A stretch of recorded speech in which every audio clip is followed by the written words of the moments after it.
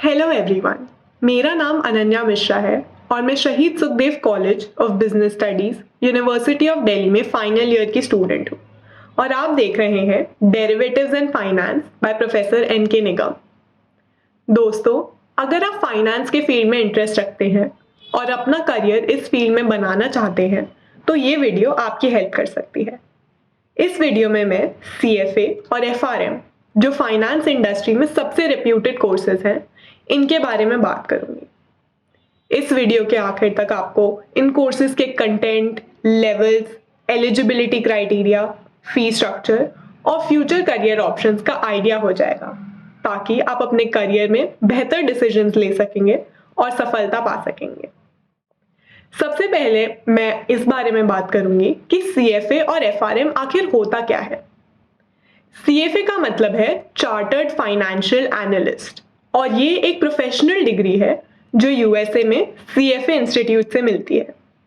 ये आपको portfolio management, investment strategy और एसेट वैल्यूएशन जैसे फाइनेंशियल कॉन्सेप्ट्स की काफी इन डेप्थ नॉलेज दिलाता है। ये फाइनेंस और इन्वेस्टमेंट मैनेजमेंट इंडस्ट्री में एक गोल्ड स्टैंडर्ड की तरह मानी जाती है।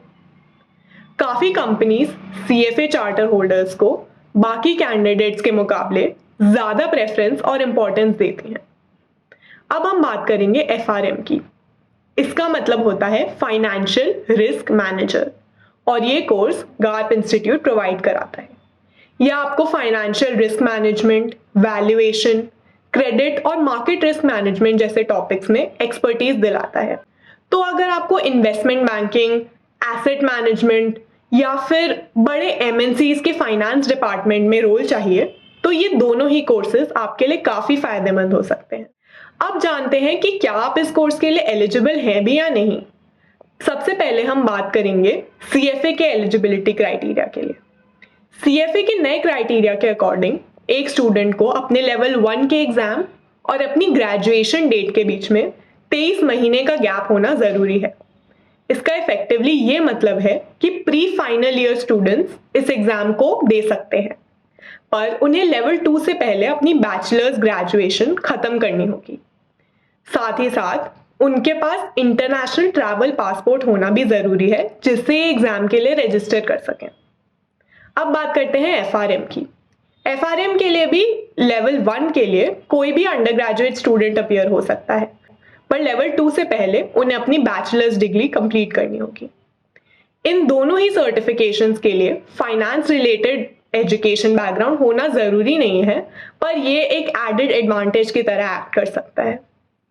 अब हम बात करेंगे कि इन एग्जाम्स के डिफरेंट लेवल्स क्या होते हैं और इसका प्रोसेस क्या रहता है।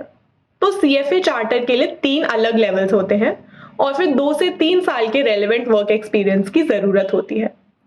सभी लेवल्स के एग्जाम साल में 2 से 3 बार होते हैं और जनरली CFA सर्टिफिकेशन के सारे लेवल्स को क्लियर करने में 2.5 से 3 साल लग जाते हैं लोगों को। FRM के लिए ये एग्जाम 2 पार्ट्स में होता है, पार्ट 1 और पार्ट 2। पार्ट 2 एग्जाम को पास करने के 5 साल के अंदर आपको 2 साल के रेलेवेंट वर्क एक्सपीरियंस की जरूरत होती है। दोनों ही पार्ट साल में 2 बार होते हैं। यूजुअली दोनों पार्ट्स को क्लियर करने में कैंडिडेट्स को 1.5 से 2 साल लग जाते हैं।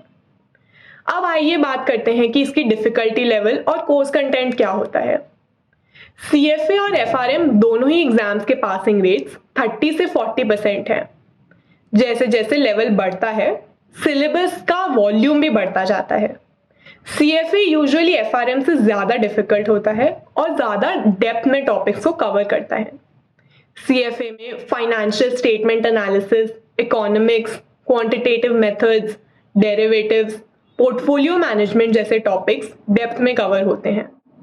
ऑन एन एवरेज कैंडिडेट्स को 900 आवर्स की सेल्फ स्टडी लग जाती है पूरा एग्जाम क्लियर करने में।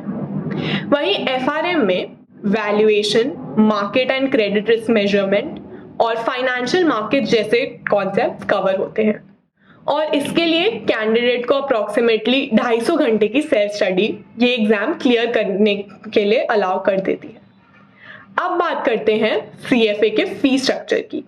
इसके लिए आपको 1 टाइम एनरोलमेंट फी देनी पड़ती है जो कि $350 होती है और हर लेवल की फी डेडलाइन के हिसाब से 900 से 1200 यूएस डॉलर के बीच में होती है। यानी कि इंडियन करेंसी के हिसाब से पूरे कोर्स और ट्रेनिंग की कॉस्ट आपको 2.5 से 3.5 लाख पड़ सकती है। वहीं एफआरएम की वन टाइम एनरोलमेंट फी 400 यूएस डॉलर होती है और हर पार्ट की फी डेडलाइन के हिसाब से 600 से 800 यूएसडी के बीच में होती है। इंडियन करेंसी के टर्म्स में एफआरएम की पूरे कोर्स की कॉस्ट आपको 1.5 से 2 लाख रुपए पड़ सकती है। ये दोनों ही कोर्सेज एक्सपेंसिव हैं, पर इनके लिए स्कॉलरशिप्स अवेलेबल है जिनसे आपको इनकी कॉस्ट कम पड़ सकती है। CFA institute women, students, professionals और रेगुलेटर्स के लिए स्पेसिफिक स्कॉलरशिप्स ऑफर करता है। ये अपनी पेमेंट इंस्टॉलमेंट्स में करने का भी कैंडिडेट्स को ऑप्शन देता है। वहीं एफआरएम के लिए गार्प इंस्टीट्यूट सिर्फ सिलेक्टिव यूनिवर्सिटीज और उनके फैकल्टी और स्टूडेंट्स को स्कॉलरशिप ऑफर करता है, और वो भी सिर्फ पार्ट 1 के एग्जाम के लिए। इन स्कॉलरशिप्स के बारे में और जानने के लिए और इनके लिए अप्लाई करने के लिए आप इनकी इंस्टीट्यूट्स की ऑफिशियल वेबसाइट ही विजिट करें। अब बात करते हैं इन एग्जाम्स के एग्जाम पैटर्न की।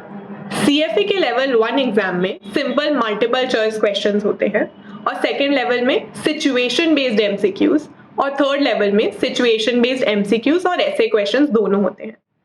एफआरएम के पार्ट 1 में 100 MCQs होते हैं और पार्ट 2 में 80 MCQs। ये दोनों ही एग्जाम्स कंप्यूटर बेस्ड हैं और दोनों ही एग्जाम्स इंग्लिश लैंग्वेज में कंडक्ट किए जाते हैं। इसका मतलब आपको इन एग्जाम्स को क्लियर करने के लिए कंप्यूटर की नॉलेज होना और इंग्लिश लैंग्वेज आना जरूरी है। अब हम जानेंगे इन दोनों कोर्सेज को परस्यू करने के बाद आपके फ्यूचर करियर ऑप्शंस कैसे बेटर होते हैं, इससे आपको क्या फायदे होंगे और आपके करियर प्रोस्पेक्ट्स कैसे इंप्रूव हो सकते हैं। CFA एसेट वैल्यूएशन और इन्वेस्टमेंट मैनेजमेंट पे ज्यादा फोकस करता है।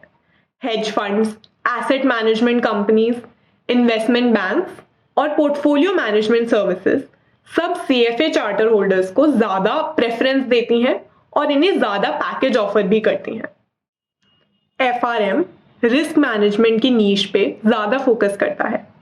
FRM चार्टर होल्डर्स क्रेडिट और फाइनेंशियल एनालिस्ट की प्रोफाइल के लिए ज्यादा सूटेबल माने जाते हैं, और ये बैंक्स, इंश्योरेंस कंपनीज और क्रेडिट रेटिंग एजेंसीज में एम्प्लॉय और ये रोल्स देख सकते हैं।